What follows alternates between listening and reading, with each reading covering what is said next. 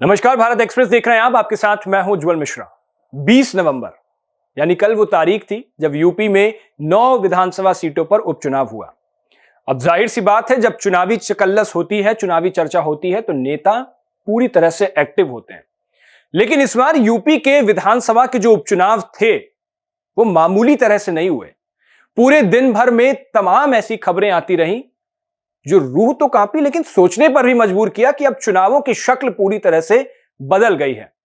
अखिलेश यादव नेता विपक्ष, वो लगातार समाजवादी पार्टी के मुखिया हैं चूंकि, और यूपी में समाजवादी पार्टी एक बड़े स्तर पर पार्टी मानी जाती है। तो अखिलेश यादव खुद इस चुनाव को लेकर के बेहद एक्टिव नजर आए और सोशल मीडिया पर तमाम वीडियोस, तमाम पोस्ट वो दिन भर सुबह से लेकर के शाम तक करते रहे। अच्छा, पहले आपको ये बता दें कि इस चुनाव में हुआ क्या। इस चुनाव में जो कुल वोटिंग हुई है वो 49.3% वोटिंग हुई।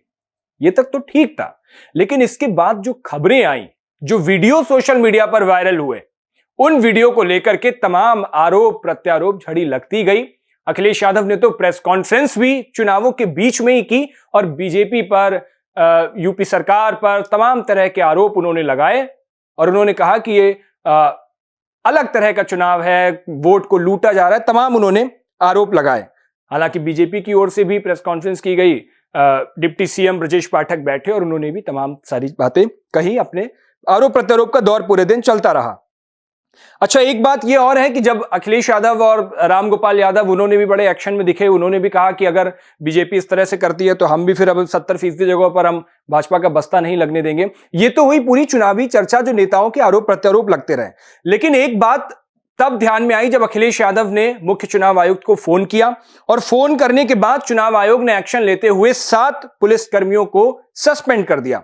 मुजफ्फरनगर और कानपुर में जहां 2-2 दरोगा निलंबित हो गए, तो वहीं मुरादाबाद में 6 पुलिसकर्मियों के खिलाफ कार्रवाई हुई। ऐसे भी एक वीडियो तस्वीर सामने आई जहां पर पुलिस रिवॉल्वर दिखा रही है सामने और सामने से वोटर्स आ रहे हैं। ये सिर्फ एक तस्वीर मात्र थी, जिसे समाजवादी पार्टी के हैंडल से अखिलेश यादव ने भी इस पर लिखा है। कई जगहों पर पोलिंग बूथ पर अफरा तफरी मच गई। अच्छा, जिस वीडियो की मैं बात कर रहा हूं उसमें एसएचओ के हाथ में पिस्टल था और वो अखिलेश यादव ने उस पर लिखा है कि रिवॉल्वर से धमकाकर वोट डालने के लिए रोका जा रहा है। उसी के साथ मीरापुर सीट सुबह से ही वहां हंगामे की शिकार हो गई। ककरौली में पुलिस और वोटर तो आमने सामने भिड़ गए। कानपुर की सीसामऊ विधानसभा सीट, उसको लेकर के तमाम आरोप लगाए गए कि मुस्लिमों को वोट नहीं डालने दिया जा रहा है, उनको वापस वहां से लौटा दिया जा रहा है। कई जगहों तो भीड़ ने पथराव भी किया और भीड़ को खदेड़ा गया। इसी बीच मीरापुर से एआईएमआईएम प्रत्याशी पर भी एक आरोप लगा। उनके पुलिस पर बेटे की पिटाई का आरोप लगाते हुए वो एक मीडिया चैनल के कैमरे पर फफक कर रोने भी लगे।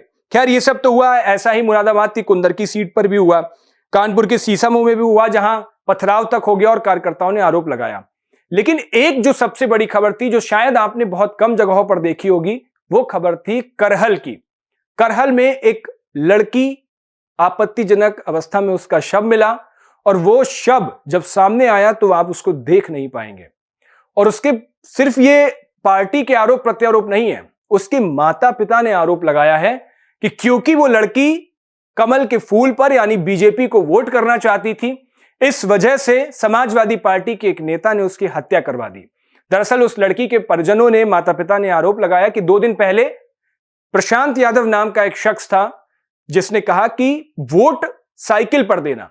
लड़की ने कहा कि उसको चूंकि कई योजनाओं का लाभ सरकार की ओर से मिला है, कॉलोनी मिली है, तमाम तरह की बात उसने कही, तो इसलिए उसने कहा कि वो वोट कमल के फूल पर देगी।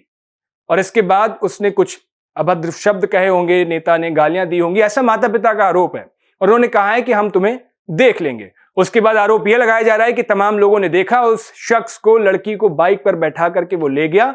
उसके बाद लड़की वापस घर नहीं लौटी। जब जांच पड़ताल हुई तो लड़की का शव मिला। फिलहाल प्रशांत यादव फरार है, पुलिस उसकी धरपकड़ कर रही है, पुलिस की कई टीमें लगी हुई हैं। लेकिन ये खबर ज्यादा चर्चा में नहीं आ पाई, जबकि इसको लेकर के बीजेपी तमाम एक्टिव रही, बीजेपी आईटी सेल एक्टिव रही, अमित मालवीय तक ने इसको लेकर के ट्वीट किया, तमाम अमला पूरा बीजेपी का रहा। लेकिन इसमें जो भी हो, पुलिस का यह कहना है कि ये आरोप लगा रहे हैं लड़की के माता पिता और उसको लेकर के पुलिस कार्रवाई अपनी कर रही है।